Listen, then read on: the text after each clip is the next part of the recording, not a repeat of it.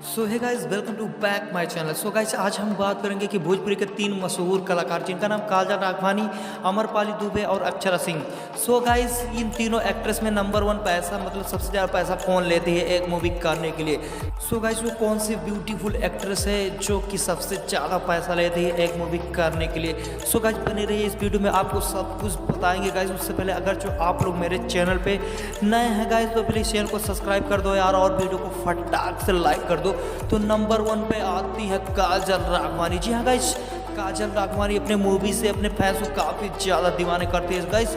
बात करें उनकी एक मूवी पर चार्ज की, तो गाइस वही लेते हैं 25 से 30 लाख रुपया पर मूवी चार्ज।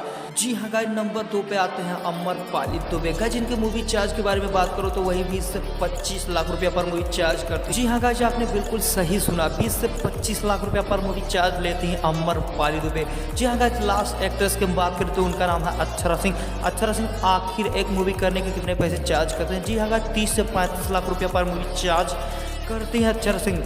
सो गाइस, आपको पता ही चल गया होगा कि इन तीनों एक्ट्रेस में सबसे ज़्यादा पैसा लेने वाली एक्ट्रेस कौन है।